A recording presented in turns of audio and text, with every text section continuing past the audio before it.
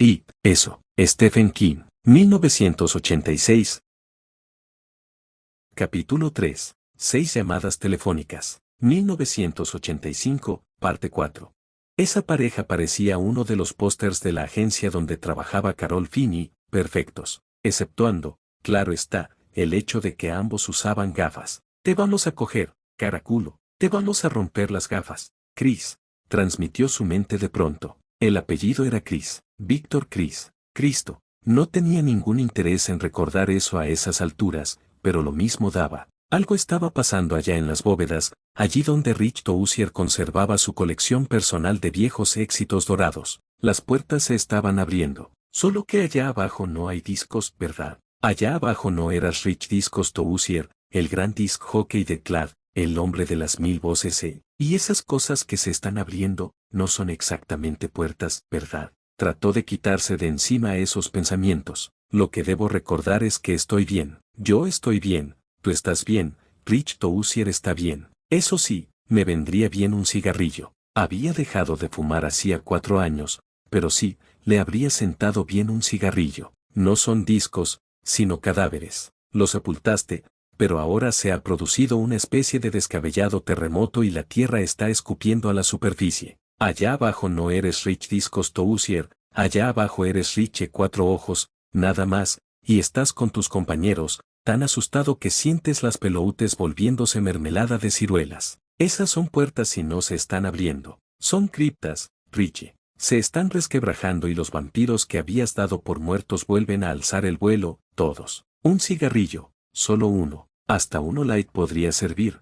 Por Dios sagrado, te vamos a coger, Cuatro Ojos. Te vas a tragar esa maldita cartera de libros. Townhouse, dijo una voz masculina con acento del norte, había viajado desde Nueva Inglaterra por el medio oeste y bajo los casinos de Las Vegas hasta alcanzar llegar a sus oídos. Rich preguntó a la voz si podía reservar una suite en el Townhouse a partir del día siguiente. La voz le dijo que podía y le preguntó por cuánto tiempo. No podría decirle, tengo. Hizo una pausa breve, minúscula. ¿Qué tenía, en realidad? Con los ojos de su mente vio a un muchachito con una cartera de tartán llena de libros, que huía de los gamberros. Vio a un chiquillo con gafas, flaco, pálido, que parecía gritar, péguenme, adelante, péguenme, de algún modo misterioso, a todos los metoons que pasaban. Tengan mis labios, háganlos puré contra mis dientes. Tengan mi nariz, háganla sangrar, rómpanla, si pueden. Denme un puñetazo en la oreja para que se me hinche como una coliflor. Pártanme una ceja. Aquí está mi barbilla, busquen el punto del knockout. Y mis ojos, tan azules, tan aumentados por estas odiosas gafas, con una petile remendada con celo. Rompan los cristales. Unen un fragmento de vidrio en uno de estos ojos y ciérrenlo para siempre. ¡Qué joder! Cerró los ojos y dijo, tengo cierto negocio en Derry, ¿comprende? No sé cuánto me llevará la transacción. ¿Qué le parecen 3 días con posibilidad de prórroga? ¿Con posibilidad de prórroga? Repitió el empleado, dubitativo. Rich esperó, paciente, a que el tío procesara aquello en su mente. Ah, comprendo. Me parece muy bien, gracias. Y, espero que pueda votar por nosotros en noviembre, dijo John F. Kennedy. Jackie quiere, redecorar el despacho oval y yo tengo un puesto preparado para mí, hermano Bobby. ¿Señor Tousier? Sí. Ah, me parece que la línea se cruzó por algunos segundos. Solo un antiguo camarada del DOP, 7, pensó Rich. Del The Adult Party, por si quieres saberlo. No te preocupes por eso. Le recorrió un escalofrío y volvió a decirse, casi con desesperación, ¿estás bien, Rich? Yo también lo oí, dijo. Líneas cruzadas, seguro. ¿Cómo quedamos con lo de esas habitaciones? No hay problema, dijo el empleado. Aquí en Derry hacemos negocio, pero no demasiado. ¿De veras? Oh, asintió el empleado. Rich volvió a estremecerse. Había olvidado eso, también ese simple modismo de Nueva Inglaterra que reemplaza al sí. Oh, te voy a coger, basura, aulló la voz fantasmal de Henry Bowers, y él sintió que más criptas se resquebrajaban dentro de él. El hedor que percibía no era el de los cadáveres putrefactos, sino el de los recuerdos podridos y eso era, de algún modo, peor. Dio al empleado del Townhouse su número de la American Express y colgó. Luego llamó a Steve Cobal, director de programación de la CLAD. ¿Qué pasa, Rich? Preguntó Steve. El último sondeo de audiencia había demostrado que la CLAD ocupaba el primer puesto en el canibalístico mercado del Rock FM en Los Ángeles. Desde entonces, Steve estaba de excelente humor, gracias a Dios por los pequeños favores. Bueno, tal vez lamentes haberlo preguntado, dijo a Steve. Voy a lanzarme a la carretera. ¿A tomar? Oyó el fruncido en la voz de Steve. Creo que no te entiendo, Rich, que tengo que ponerme las botas de legües. Que me largo. ¿Cómo que te vas? Según el programa que tengo aquí, bien delante de mis ojos, sales al aire mañana desde las 2 a las 6 de la tarde, como siempre. Más aún, a las 4 entrevistas a Clarence Clemens en los estudios. ¿Conoces a Clarence Clemens, Rich? Clemens puede hablar perfectamente con Mike O'Hara en vez de hacerlo conmigo. Clarence no quiere hablar con Mike, Rich, no quiere conversar con Bobby Russell, ni conmigo. Clarence es un fanático de Buffer Kistribel y de Wyatt, el homicida de la bolsa. Quiere hablar contigo, amigo mío, y no tengo ningún interés en encontrarme con un furioso saxofonista de 120 kilos que estuvo a punto de ser fichado por un equipo profesional de rugby, poniéndose frenético en mi estudio. No tiene fama de frenético, dijo Rich, y estamos hablando de Clarence Clemens, no de Kate Moon. Hubo un silencio en la línea. Rich esperó, con paciencia. ¿Estás bromeando, verdad? Preguntó Steve, al fin. Sonaba quejumbroso. Porque, a menos que haya muerto tu madre, que te hayan descubierto un tumor cerebral o algo por el estilo, esto es una putada. Tengo que irme, Steve. Entonces, ¿está enferma tu madre? ¿O murió? Dios no lo permita. Murió hace 10 años. ¿Tienes un tumor cerebral? Ni siquiera un pólipo rectal. No le veo la gracia, Rich. No. Te estás portando como un maldito tramposo y eso no me gusta. A mí tampoco, pero tengo que irme. ¿A dónde? ¿Por qué? ¿De qué se trata? Dímelo a mí. Me llamó alguien. Alguien a quien conocí hace mucho tiempo. En otro lugar. En aquella época sucedió algo. Hice una promesa. Todos prometimos que volveríamos si ese algo volvía a empezar. Y parece que ha empezado. ¿De qué algo estás hablando, Rich? Preferiría no decírtelo. Además, si te dijera la verdad me tomarías por loco, no recuerdo nada. ¿Cuándo hiciste esa famosa promesa? Hace mucho tiempo, en el verano de 1958. Hubo otra larga pausa. Sin duda, Sid Koval estaba tratando de decidir si Rich Discos Tousier, alias Buffer Kistribel, alias Wyatt el homicida de la bolsa, etcétera, etcétera, le estaba tomando el pelo o estaba sufriendo una especie de colapso mental. Serías apenas un niño, dijo Steve, secamente, de 11 años, para 12. Otra larga pausa. Rich esperaba, paciente. Está bien, dijo Steve, cambiaré los turnos. Haré que Mike te reemplace. Puedo llamar a Chuck Foster para que haga algunos turnos, supongo, si descubro en qué restaurante chino se ha refugiado últimamente. Voy a hacer todo esto porque hemos sido amigos durante mucho tiempo, pero no olvidaré jamás que me dejaste plantado, Rich. Corta el rollo, dijo Rich, pero su dolor de cabeza iba de mal en peor. Sabía perfectamente lo que estaba haciendo. O Steve lo tomaba por un inconsciente. Necesito algunos días de licencia. Eso es todo. Y tú te portas como si te hubiera cagado todos los planes. ¿Algunos días de licencia para qué? Para la reunión de ex Boy Scouts en las cataratas de Letrina, Dakota del Norte, o en Villa Fregona, Virginia. En realidad, creo que es en las cataratas de Letrina, Arkansas, viejo, dijo Buffer Kistribel con su gran voz de barril vacío. Pero Steve no se dejó distraer. ¿Todo porque hiciste una promesa cuando tenías 11 años? A los 11 años no se hacen promesas en serio, por el amor de Dios. Y aunque así fuera, Rich, tú me comprendes. Aquí no estamos en una compañía de seguros ni en un despacho de abogados, sino el mundo del espectáculo, por Dios, y ya sabes de qué se trata, coño. Si me hubieras avisado una semana atrás no estaría como estoy, con el teléfono en una mano y una botella de whisky en la otra. Me estás poniendo entre la espada y la pared y lo sabes, así que no insultes mi inteligencia. Steve estaba hablando casi a gritos. Rich cerró los ojos. No olvidaré jamás, había dicho Steve y Rich suponía que era cierto. Pero Steve también había dicho que los chicos de 11 años no hacen promesas en serio y eso no tenía nada de cierto. Rich no recordaba cuál había sido la promesa y ni siquiera estaba seguro de querer recordarlo, pero había sido muy en serio. Tengo que irme, Steve. Sí, ya te dije que me las puedo arreglar. Así que vete, vete y déjame plantado, maldita sea. Steve, estás Jeff.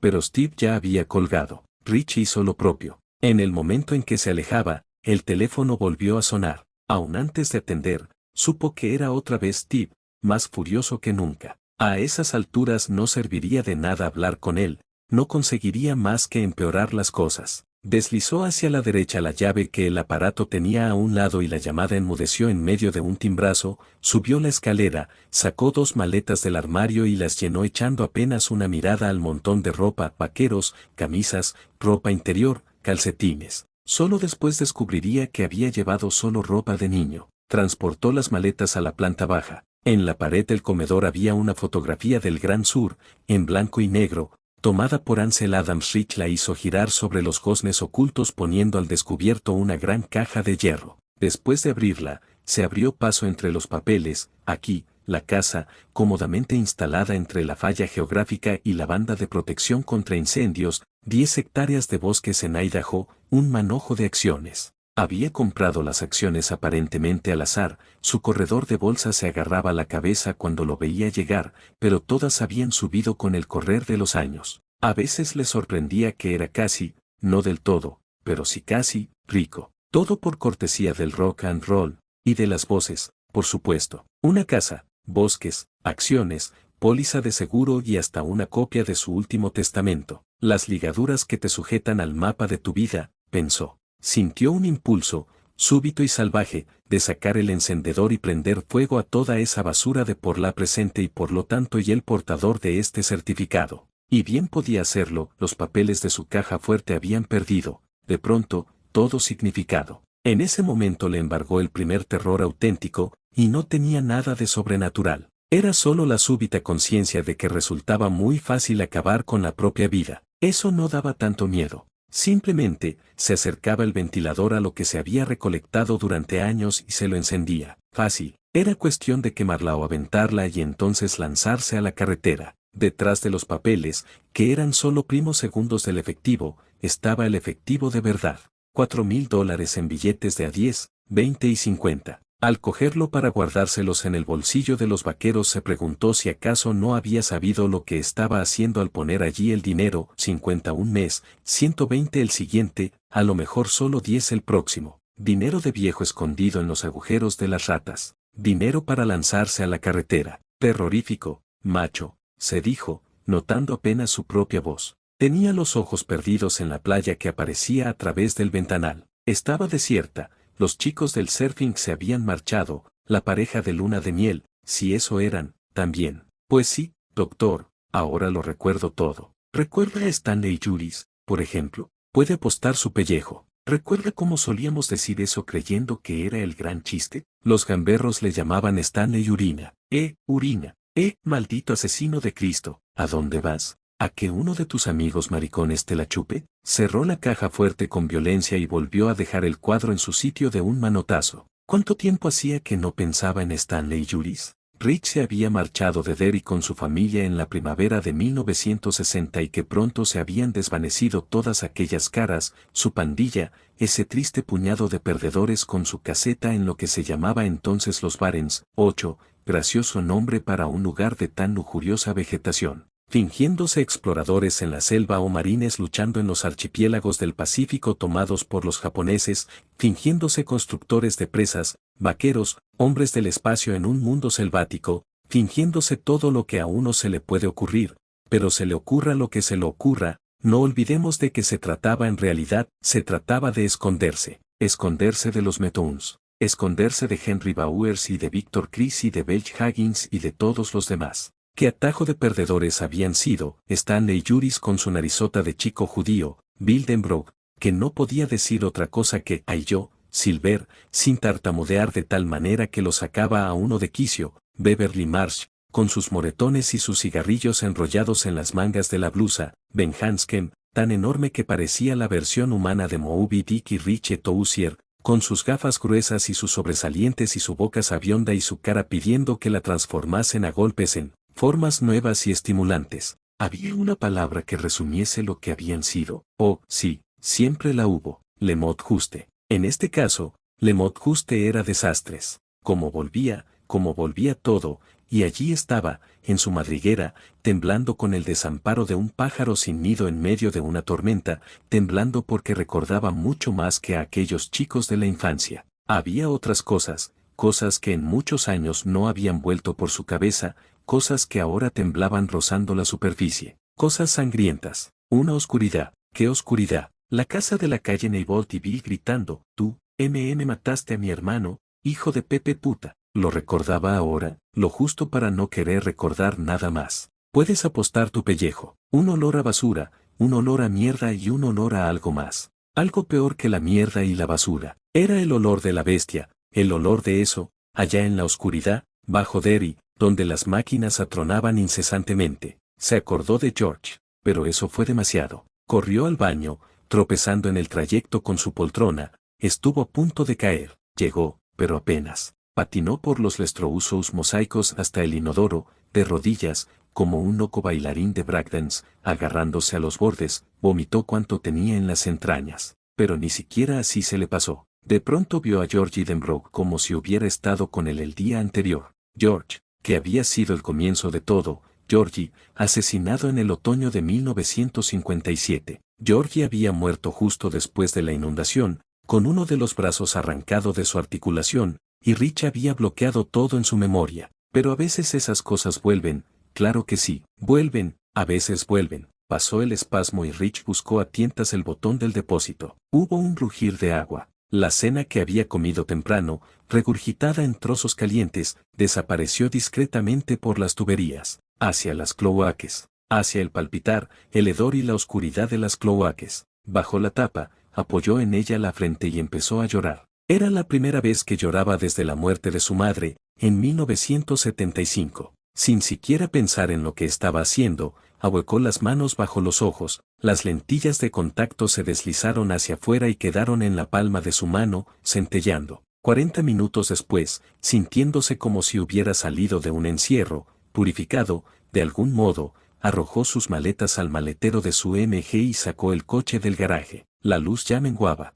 Miró su casa, con sus nuevas plantas y miró la playa, el agua que había tomado el brillo de la esmeralda clara, partido por una estrecha senda de oro batido, y sintió la convicción de que jamás volvería a ver nada de todo eso, que era un muerto ambulante. Ahora vuelvo al hogar, susurró Rich Tousier, para sí. Vuelvo al hogar, que Dios me ampare, vuelvo al hogar. Puso la primera y arrancó sintiendo, una vez más, lo fácilmente que había caído en una grieta insospechada de lo que fuera una vida aparentemente sólida, la facilidad con que se volvía al lado oscuro, saliendo del azul del cielo al negro de la nada, del azul al negro. Sí, eso era, allí donde cualquier cosa podía estar esperando. Ben Hansken toma una copa si uno hubiera querido, en esa noche del 28 de mayo de 1985, encontrarse con el hombre al que la revista Time consideraba, tal vez la mayor promesa entre los jóvenes arquitectos norteamericanos, los jóvenes turcos y la conservación de la energía urbana. Time, 15 de octubre de 1984, tendría que haber tomado hacia oeste al salir de Omaha, por la Interestatal 80, girando por la salida de Suolma hasta el centro de la ciudad, que no llega a mucho. Allí tendría que salir por la 92 a la altura de Bukis, especialidad de la casa Esquelap de pollo, y luego girar a la derecha para tomar la 63 que cruza como un hilo el desierto pueblito de Gatlin, y entrar, finalmente a Hemingway Home. El centro de Hemingway Home hace que el de Suon parezca la ciudad de Nueva York. El distrito comercial consiste en 8 edificios, 5 de un lado y 3 del otro. Allí está la peluquería, buen corte, en el escaparate, un letrero escrito a mano, reza, si eres hippie ve a cortarse el pelo a otra parte, el cine de reestreno, la tienda de baratijas. Hay una sucursal del Banco de Propietarios de Vivienda de Nebraska, una estación de servicio, una farmacia y la Ferretería Nacional, artículos para granja, único negocio de la ciudad que luce medianamente próspero. Además, cerca del extremo de la calle principal, algo apartado de los otros edificios, como un perie y apoyado en el borde de la gran nada, está el clásico bar de carretera La Rueda Roja. Si uno hubiera llegado tan lejos, habría visto en el aparcamiento de tierra salpicado de baches un viejo Cadillac 1968, descapotable, con antenas dobles en la parte trasera. La placa de identificación decía, simplemente, el Cadillac. Y dentro, caminando hacia el mostrador, uno habría encontrado al hombre, flaco, quemado por el sol, vestido con una camisa de cambray, vaqueros desteñidos y polvorientas botas de trabajo, bastante gastadas. Tenía leves patas de gallo alrededor de los ojos, pero en ninguna otra parte. Tenía 38 años, pero aparentaba, tal vez, 10 menos. Hola, señor Hansken, dijo Ricky Lee, poniendo una servilleta de papel en el mostrador mientras Ben se sentaba. Ricky Lee parecía algo sorprendido, y lo estaba. Hasta entonces, nunca había visto a Hansken en la rueda un día de semana. Acudía regularmente todos los viernes por la noche y tomaba 2 cervezas. Los sábados por la noche tomaba 4 o 5. Siempre preguntaba por los 3 hijos varones de Ricky Lee. Siempre dejaba una propina de $5 bajo la jarra de cerveza cuando se retiraba. Tanto en la conversación profesional como en el aprecio personal, era holgadamente el cliente favorito de Ricky Lee. Los $10 semanales y los 50 que dejaba bajo la jarra en cada Navidad, desde hacía 5 años, eran más que suficientes, pero mucho más valía la compañía de ese hombre. Una compañía digna siempre era una rareza, pero en un antro de mala muerte como ese, donde lo más común es la cháchara barata, escaseaba más que los dientes en mandíbula de gallina. Aunque Hansken tenía sus raíces en Nueva Inglaterra y había hecho sus estudios en California, poseía algo más que un toque de tejano extravagante. Ricky Lee esperaba siempre la llegada de Ben Hansken los viernes y sábados por la noche, porque había aprendido, con el correr de los años, que podía contar con su presencia allí. El señor Hansken podía estar construyendo un rascacielos en Nueva York, donde ya tenía 3 edificios que habían dado mucho que hablar, una galería de arte en Redondo Beach o una galería comercial en Salt Lake City. Pero llegado el viernes por la noche, la puerta que daba al aparcamiento se abriría, entre las 8 y las 9:30, para darle paso, como si viviera apenas al otro lado de la ciudad y hubiera decidido pasar por allí porque no había nada en la tele. Tenía avión propio y un aeródromo particular en su granja de Jenkins. 2 años antes, había estado en Londres diseñando y dirigiendo la construcción del nuevo centro de comunicaciones de la BBC, edificio que aún provocaba acaloradas discusiones en la prensa británica. The Guardian, el más bello, quizá, entre los edificios construidos en Londres en los últimos 20 años, el Mirror, descontando la cara de mi suegra después de una pelea en el bar, lo más feo que he visto en mi vida. Cuando el señor Hansken aceptó ese trabajo, Ricky Lee había pensado, bueno, algún día volveré a verlo, o tal vez se olvide completamente de nosotros. Y ciertamente, el viernes siguiente a su partida hacia Inglaterra había pasado sin que se supiera nada de él, aunque Ricky Lee levantaba involuntariamente la mirada cada vez que se abría la puerta, entre las 8 y las 9:30. Bueno, alguna vez volveré a verlo, quizás. Alguna vez resultó ser a la noche siguiente. A las 9:15 se abrió la puerta y Ben Hansken entró, con sus vaqueros, una remera y sus viejas botas de correas, como si viniera apenas desde el otro lado de la ciudad. Y cuando Ricky le gritó, casi con júbilo, señor Hansken, Dios sagrado, ¿qué está haciendo aquí? El señor Hansken había puesto cara de leve sorpresa, como si no hubiera nada de raro en el hecho de que él estuviera allí. Tampoco había sido la única vez, apareció todos los sábados durante los 2 años que le llevó terminar su parte activa en el trabajo de la BBC. Salía de Londres cada sábado por la mañana, a las 11, en el Concorde, explicaba al fascinado Ricky Lee, y llegaba al aeropuerto Kennedy de Nueva York a las 10:15 de la mañana, 45 minutos antes de haber salido de Londres, al menos según el reloj. Por Dios, es como viajar en el tiempo, ¿no?, había comentado Ricky Lee, impresionado. Una limusina lo esperaba para llevarlo al aeropuerto Teterboro, de Nueva Jersey, viaje que habitualmente consumía menos de 1 hora los sábados por la mañana. Sin mayores problemas, podía estar en la cabina de Zulir antes de mediodía, aterrizaba en Jenkins a eso de las 2:30. Si uno iba hacia el oeste a la debida velocidad, contaba a Ricky, el día parecía durar una eternidad. Dormía una siesta de 2 horas, pasaba 1 hora más con su capataz y media con su secretaria. Después de la cena, iba a pasar 1 hora y media en la Rueda Roja. Siempre llegaba solo, siempre se sentaba en la barra y siempre se marchaba tal como había venido, aunque bien sabía Dios, que, en esa parte de Nebraska, había muchas mujeres que habrían dado cualquier cosa por follar con él hasta dejarlo seco. De regreso en su granja, después de dormir 6 horas, el proceso se invertía. Ricky nunca había dejado de impresionar a un parroquiano contándole esa historia. A lo mejor es gay, había sugerido una mujer, cierta vez. Ricky le echó una breve mirada apreciando su cuidadoso peinado, sus ropas hechas a medida, sin duda por diseñadores finos, sus pendientes de brillantes, la expresión de sus ojos, y comprendió que venía del este, probablemente de Nueva York, para hacer una breve y obligatoria visita a un pariente, tal vez a una antigua compañera de estudios,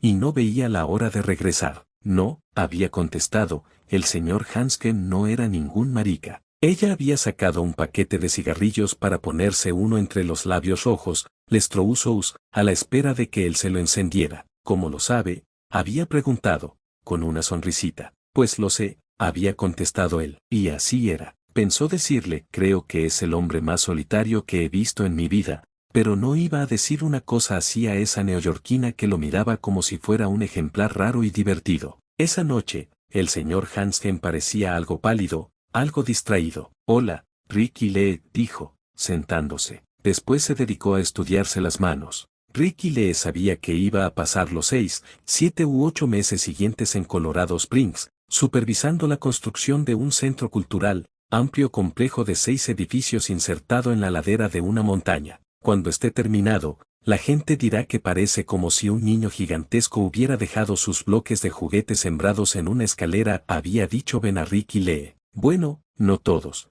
pero si algunos y tendrán razón a medias, pero creo que va a funcionar. Es lo más grande que he intentado y hacerlo va a dar mucho miedo, pero creo que va a funcionar. Ricky Lee se dijo que, probablemente, el señor Hansken tenía un poco de ese miedo que sienten los actores al salir al escenario. No tenía nada de asombroso ni de malo. Cuando uno llega tan alto como para llamar la atención, llega tan alto como para atraer los tiros. O a lo mejor le había picado el bicho de la gripe. El bicho ese estaba muy activo por ahí. Ricky Lee sacó una jarra para cerveza y estiró la mano hacia el grifo. De eso no, Ricky Lee. Ricky Lee se volvió sorprendido, y cuando Ben Hansken levantó los ojos de sus manos, se sintió súbitamente asustado, porque el señor Hansken no parecía tener miedo al escenario, ni a la gripe que amenazaba por ahí ni a nada de eso. Parecía haber recibido un golpe terrible, como si aún estuviera tratando de entender qué diablos le había caído encima. Murió alguien,